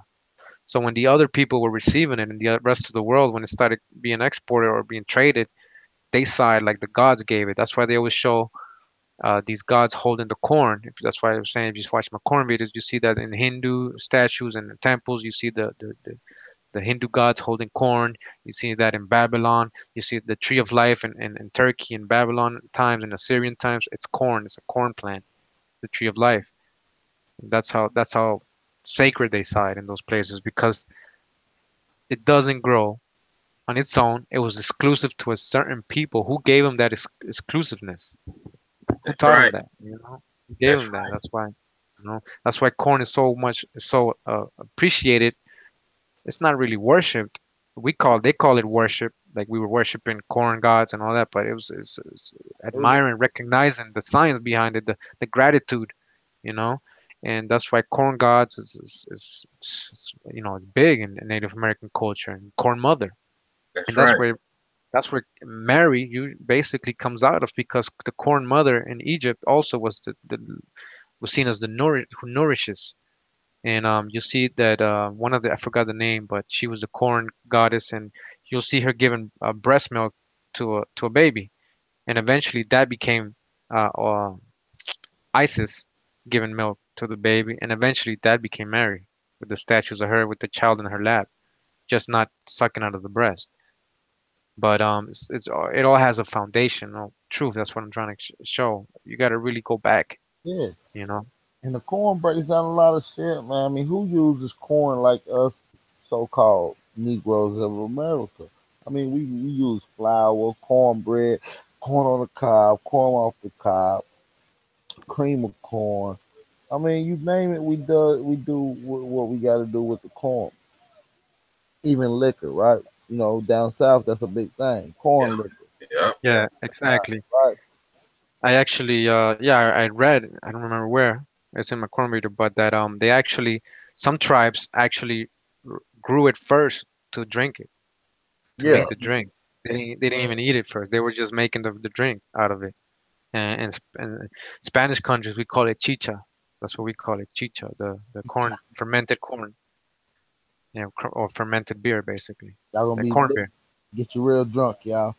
And Oh yeah, yeah, so yeah, even the depiction of the corn, I mean, from agriculture, it takes a rhythm, a certain vibration to grow this agriculture on a level. So within this vibration, it takes a rhythm. Within that rhythm, you got a remedy. And that's how we create with just agriculture, it created music, it created festivals, it created opportunity for our people. And obviously we impacted the world just by doing something that we needed to do to, to sustain life. exactly.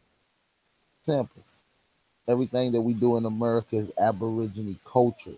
We just don't understand it. It's been hijacked, so to speak. This is what my brother Kurimeo would say. It's been hijacked. That's right. Yeah, and it's our turn, so we're the hijack slayers, man. We're here to slay hijacks, man, and we coming strong, man. They can talk. You gotta let them talk. They can talk all day, man, but they can never prove us wrong. Yeah, I They like can when they talk. talk all day. Yeah, I like when they talk. They just sink themselves in more holes, That's right. Yep, deeper yep, and deeper and deeper. And I'm like, y'all done? Y'all done? All right, let's get to yep, it. yep, yep. So How I does mean, Africa sustain life on a large scale? How can they be the primordial spot of life when they ain't even the primordial spot for food? exactly. And then And on a spiritual note, I ain't mean to yeah, cut you go off, ahead. Corey, man. I'm gonna let you rock it out, man. I just want to say, like, you gotta think. Okay, you talking about handcrafted, basically, golden ratio. You know what I'm saying? Like, it's showing you the spiral of creation. You know what I'm saying? To where you know that's what it's about, man. You know, where did that information come from to be able to grow, a crop like that, and to the other stuff, you know what I'm saying? Like cabbage and potatoes and stuff like that, man. Like, you got to really think, man. It's got to be, we really come with something, man. You know what I'm saying? So And even a step farther, one of the oldest cultivated plants in the world is marijuana. facts. Yeah, yeah, The oldest yeah. cultivated plant in the world. And talking about that, I read a lot in these books that they had hemp. They mentioned hemp a lot when they came. That the Indians had Facts. hemp, and that not only were they smoking tobacco, but they were using the leaf, and they would roll up an herb. They say herbs. They don't say that they're rolling up tobacco. They say they're rolling up herbs with a tobacco leaf. So we've been rolling blunts way Fact. back then. Way Still back then. We originated the blunts. Tobacco's ooga from here. ooga to that, yo. I'm You glad know, that, so I'm glad everybody should light one up off of that. so We invented the trying blunt. to make people like this ain't about drugs or anything like that. We know better than that. Yeah. But we're talking about truth, then we gotta relate everything. You see, let me show you the pictures, cause a lot of these our chiefs and stuff, they rolled with pipes all day. Their pipes were custom made, man. They took their time making their pipes, and Yeah, they're you remember we used to see, man, my dad, he had the long brown pipe. You remember like it was probably like about 6 inches long. The wooden brown pipe that you could just stuff your herbs and tobacco in. They don't make those no more, man. yeah, exactly. Yeah, yeah. Shout out to the Aborigine in the chat. You know what I'm saying? And for y'all that are all blowing the good gas, it's encoded in your DNA. That's all it is. For you to prefer Swishers over Backwood or Backwoods over Swishers, it's in your DNA. Yeah, so we got this chief right here. He got his pipe. They actually made their pipes. Sometimes they used it as a weapon too. On one end, it was like the machete or the hawk tomahawk, and then at the other end is the pipe. So it was like multi-use Good because God, they weren't leaving their pipe at home, but they also weren't. They didn't want to carry the extra weight, so they was like, let me just combine this. yeah, they don't want to get caught slipping. Yeah, exactly, exactly. So you see this Shawnee Prophet, he has a pipe and a tomahawk. You see, same thing. Mm. Yeah, they didn't play, man. They got, you see the pipe. Let me see. They all roll with all these are pipes. They all roll with pipes. Yeah, so they've been on that. But it was a different thing, man.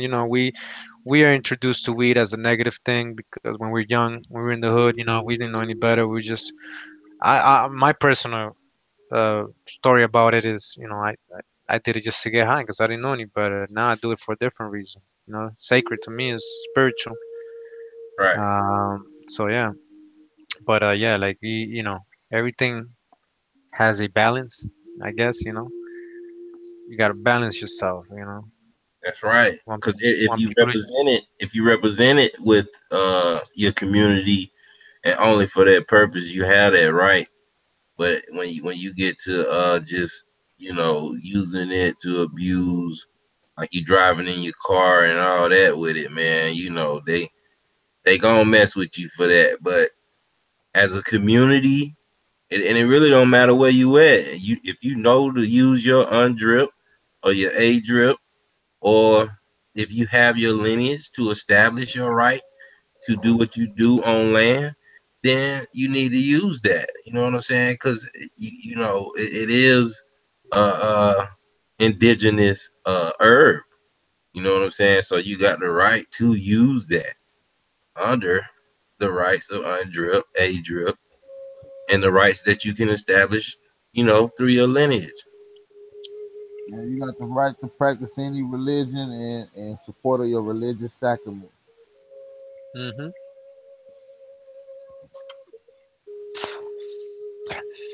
Right. That right. Got that right. which is backed up by the UNDRIP, Article 28, and also goes into it again in Article 31.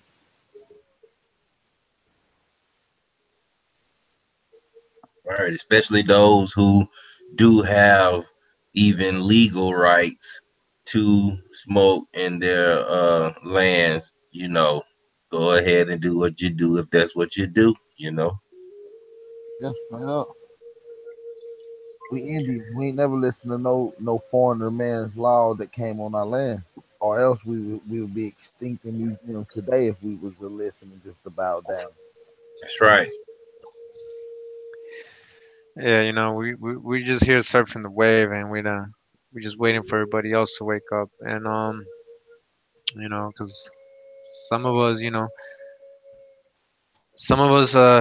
unfortunately, there's a lot of followers, man, and hey, somebody has to step in as a leader. So you know, Right. anybody can be that leader, man. You can be that leader. Anybody can be that leader, So what do you want to do? You want to be a follower? You want to be a leader? You want to keep paying taxes and going to work every day? You want to keep slaving? You want to keep just getting older and dying, having no purpose? Or you want to establish something nice and tribe up and fix things and establish order? So, Back. You know what I mean? And that means in every way, because when we tribe up, everything else is gonna heal, just mhm. like nature, because we're gonna heal nature.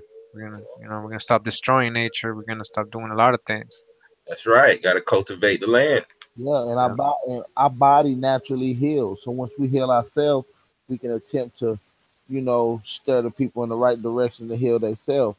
Because the more we give attention and give back to this planet, the plant, the planet itself, or this plane of existence, will heal itself. I seen a documentary earlier today, about Antarctica being the world's healing center. Mm, Antarctica is healing the world as we speak yeah. naturally. Wow. So yeah, I think that's They made their treaty and they blocked access to it a long time ago. absolutely. It's the land So of unlimited land. Uh, yeah, it's unexplored, and I kind of want to get into some of these topics because I've heard a lot of things about there's other continents besides the seven that we know of. yeah. Let's So show some of the maps. get into it. So I'm gonna show the Gleason map. Let's get it. So because we need perspective and orientation, right? So okay, hold on. So the Gleason map is basically the map they actually use. The Navy, the Army. It's the one you'll see as the logo for the United Nations and all the Maritime and all these Navy and Air Force logos. You'll see it has the same kind of um, flat Earth kind of looking, like the United Nations logo. Yeah, So all right, so that other map. Yeah, yeah, so this is in the Boston Public Library. There's a patent here from all these countries. Patent allowed from England, Canada, France, Denmark, Sweden, Germany, Australia. It says this is the new standard map of the world on the projection of modern college scientifically and practically correct as it is. All right.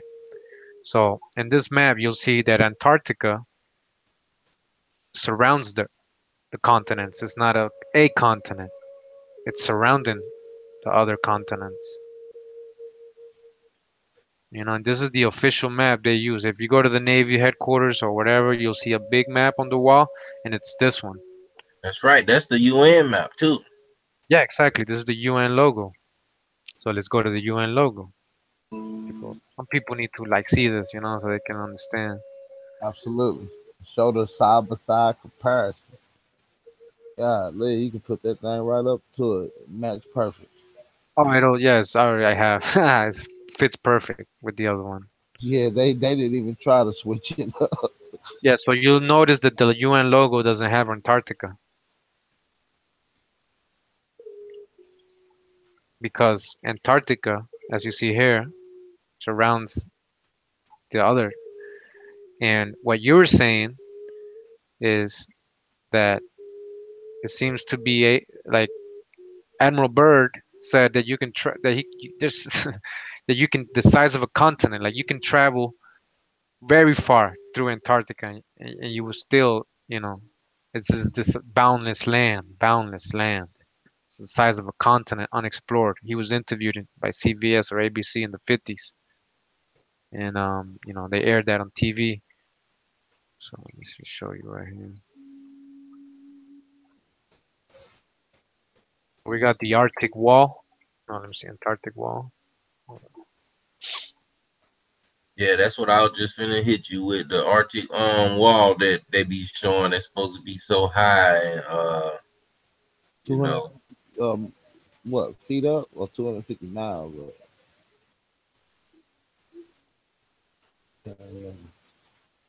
So there seems to be like a big wall. Like, okay, so it says like Antarctica, even on the dry parts of Antarctica where there's no ice, it's a large plateau. It's like up.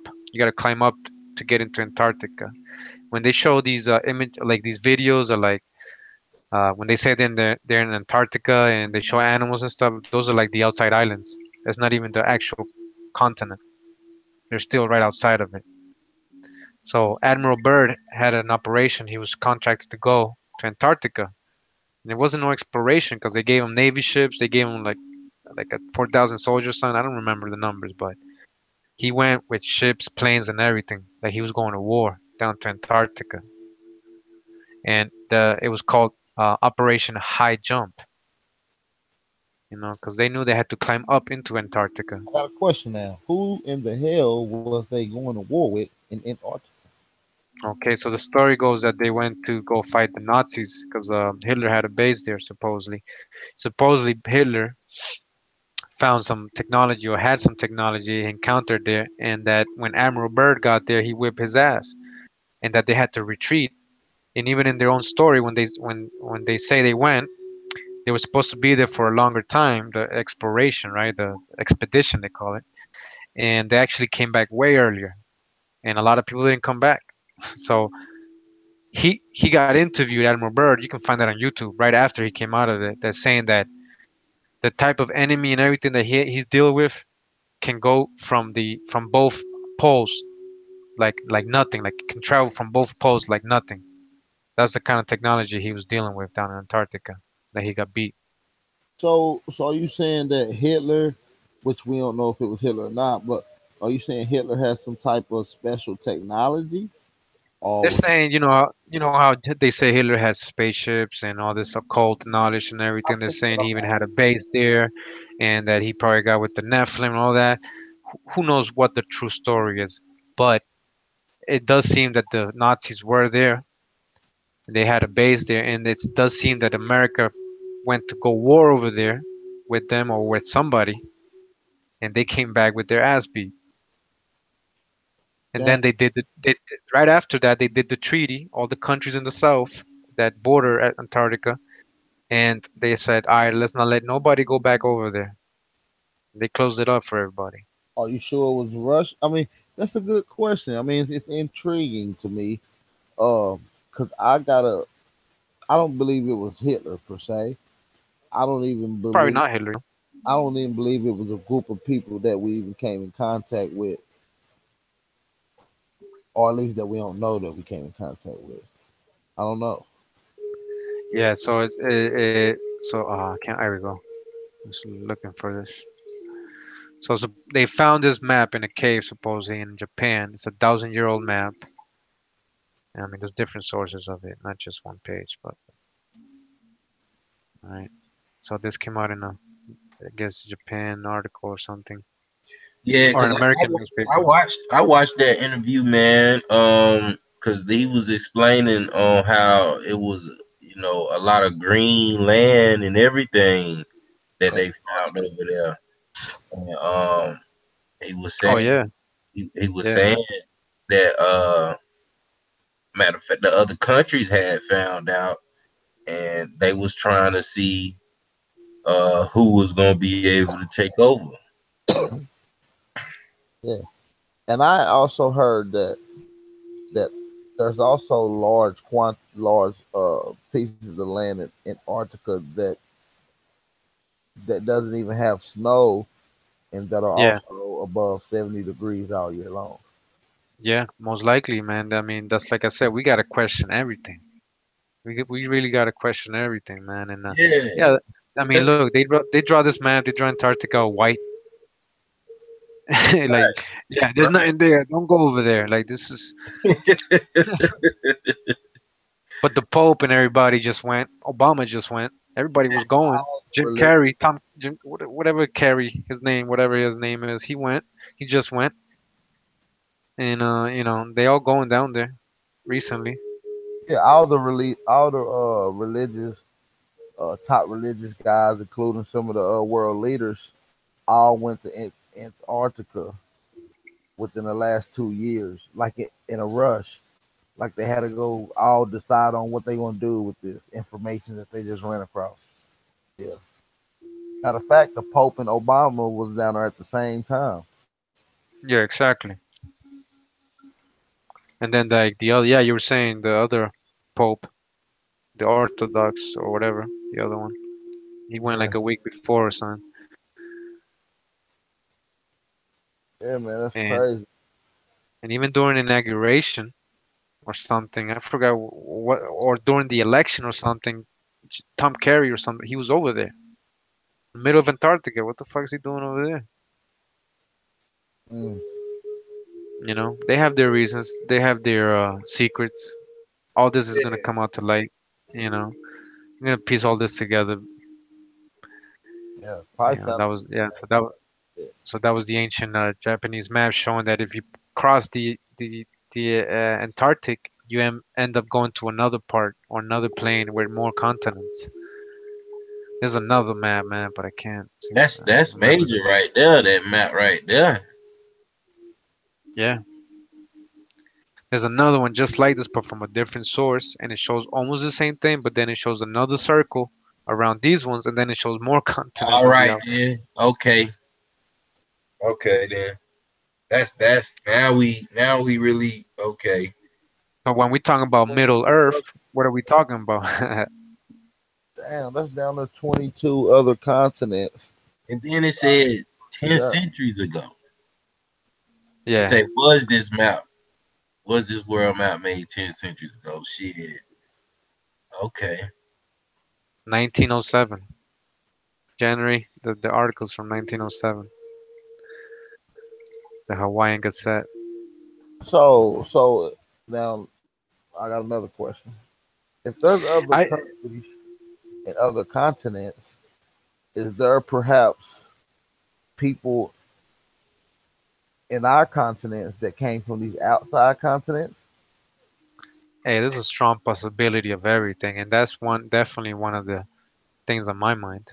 I mean, where is Mars and Jupiter and Saturn? I mean, is it really up there, or or can you just walk to it? Oh, I mean, Absolutely, you know, absolutely. why And do why do why do rockets when they go up, they actually curl like they go into the horizon? They don't go straight up. You got to look at the rockets when they go to space. that's a fact. That's an actual fact. This is a whole different subject. I don't go into it a lot because obviously people just want to see proof and stuff. But Yeah, I've yeah, I had crazy ideas growing up, like I said earlier, and so far most of them coming true.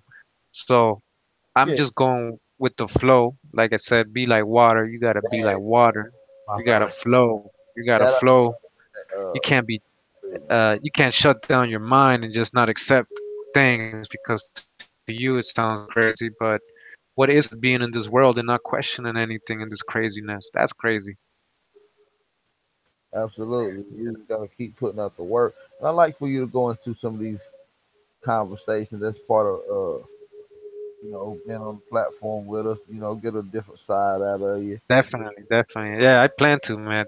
Not, Definitely. I think a lot of people be into I just felt conversation. like, I wanted people to like see that I try to like research things. For I don't just go into things, believe in things just because I want to. I mean, why do I want to be, why would I want other continents to exist or like what is that?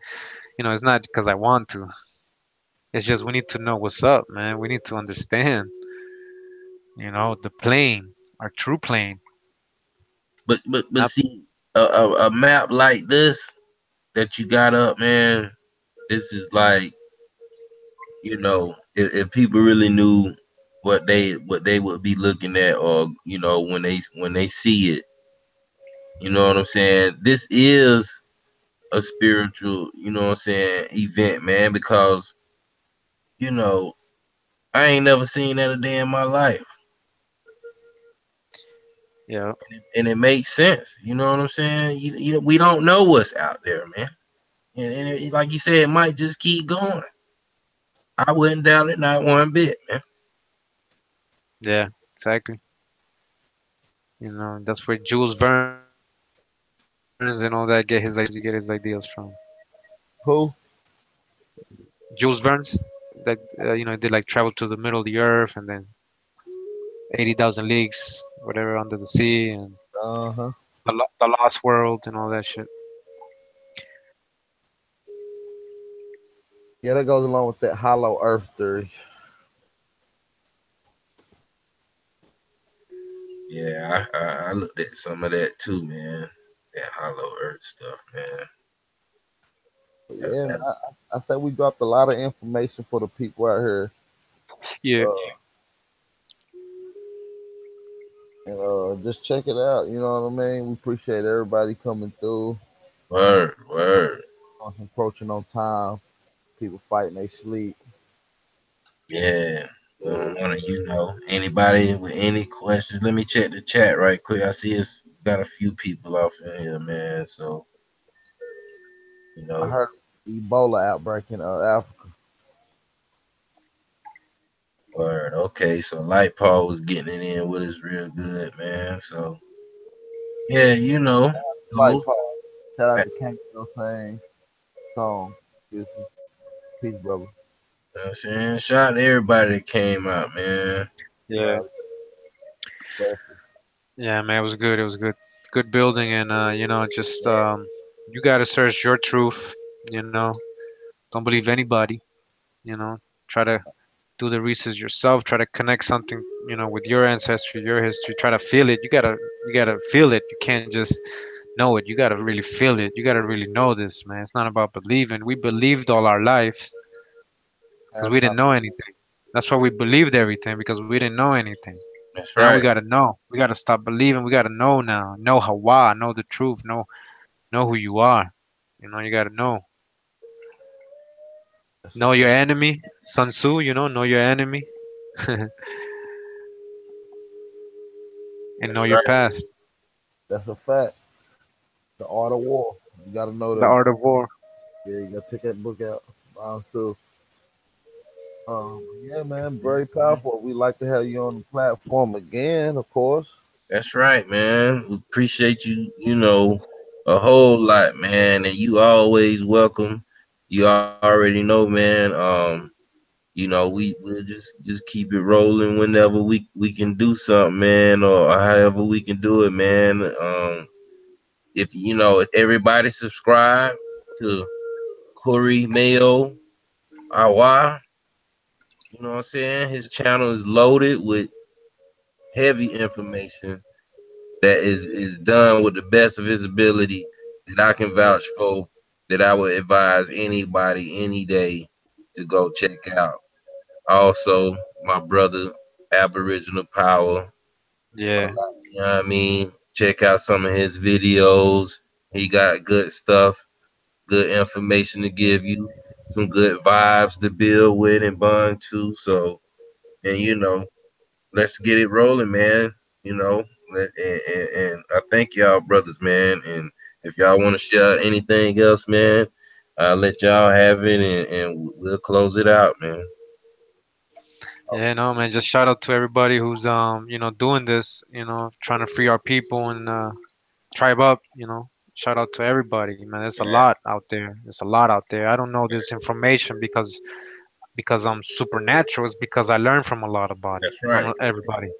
I picked up all this and I put it all together from different scholars, man, that are teaching this, man, out there. So I mean, always one first main thing is what I suggest is try to listen to people sometimes, man. A lot of us like to talk and talk and talk and talk over people and talk over people and don't want to listen.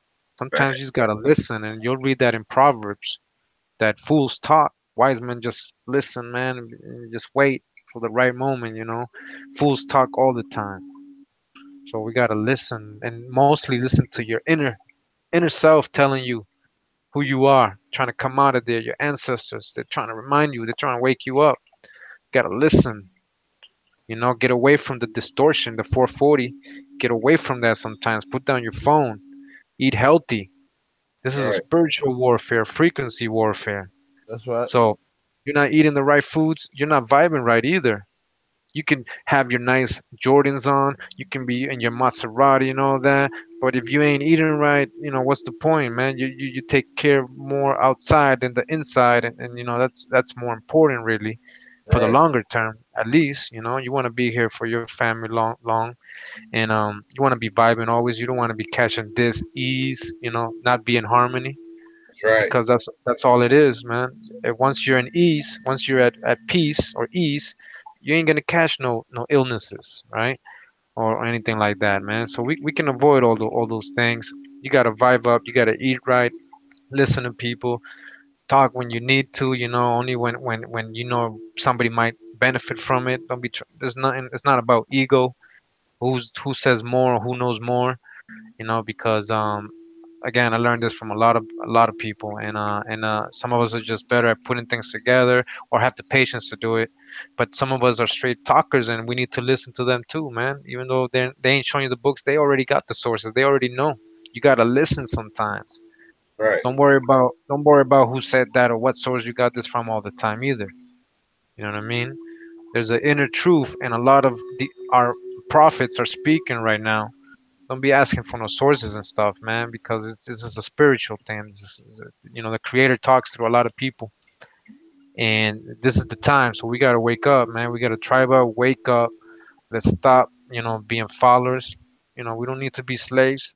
Like, you know, it's a mental thing, really. It's a mind, state of mind nowadays, really. You Facts. know, Facts. so we gotta break out of that, break out of the matrix, unplug yourself, separate from the distortion. Sometimes go to the wilderness, go to the parks, you know, go to nature, go run, do exercise, you know, take care of your temple. That's where your spirit lies, is your temple, That's right? right. Your body, you know.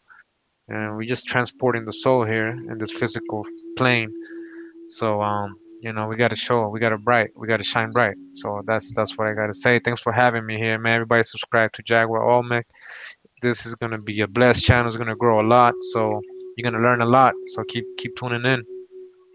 Hell yeah, we appreciate you, brother. I'm gonna end it with let's come together with peace, love, and unity. This platform is welcoming all people. We come in the name of our ancestors, and I want to leave y'all with peace, love, and light, y'all. We all we got. Peace. That's right, y'all. Or Peace. Peace. peace. Appreciate y'all, brothers, man.